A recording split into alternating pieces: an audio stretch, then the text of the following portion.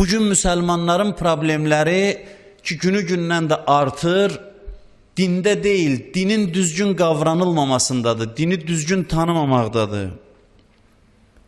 Və hər tərəfdən də cəhd olunur ki, din yanlış təqdim olunsun.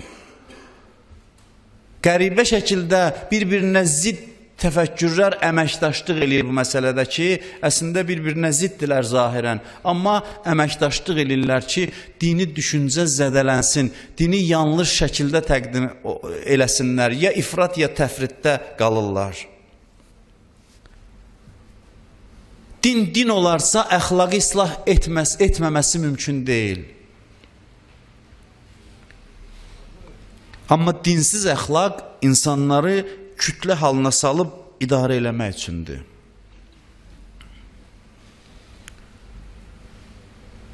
Dinsiz əxlaq əslində insanı kölə vəziyyətinə salmaq üçündür.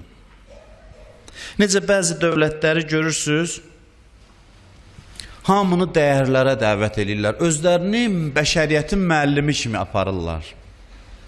O dövlətləri hamınız yaxşı tanıyırsınız. Hamını azadlığa, ehtirama, hüquq bərabərliyinə dəvət edirlər. Amma özləri üçün yüz minlərlə adamı öldürmək bir su içmək kimi bir şeydir. Bu dünyanın reallığıdır. Bugün dünyada cəmaatın qanına düşən, qanına susayan o nadanları silahlandıranlar başqalarını əxlaqa, sülhə, əmin-amanlığa, azadlığa, dəyərlərə dəvət edirlər. Özü təcavüz eləyir istənilən yerə. Başqalarının qanı, üzr istəyirəm, bir həşəratın qanı qədər dəyəri yoxdur onun yanında.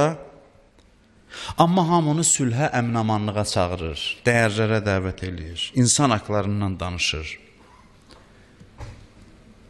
Onun dəyərlərini, dırnaqarası dəyərlərini bölüşən insanlardan birinin başına kiçik bir iş gələrsə fəryadı dünyanı götürür. Amma özü yüz minlərlə insanların haqqını tapdalayır.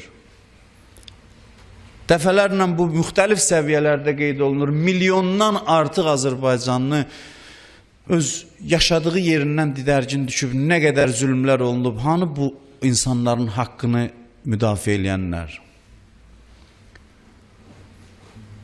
Amma bir dənə dəyərsiz, əxlaqsız insan nə var, onların köləsidir. Ona biri gözün üstə qaşın var deyir, bəyanatı bəyanat dalıca verirlər. Müasir dünyanın əxlaq konsepsiyası bundan ibarətdir. Bəzən əxlaq sərf eləyir ki, insanları itaətdə saxlasınlar. Üzr istəyirəm, dönə-dönə sizdən bu sözü deməliyəm, üzr istəyirəm, qoyun əxlaqına dəvət edirlər insanları. Çünki canavar canavarlıq eləmək üçün gərək qarşısındakı qoyun olsun.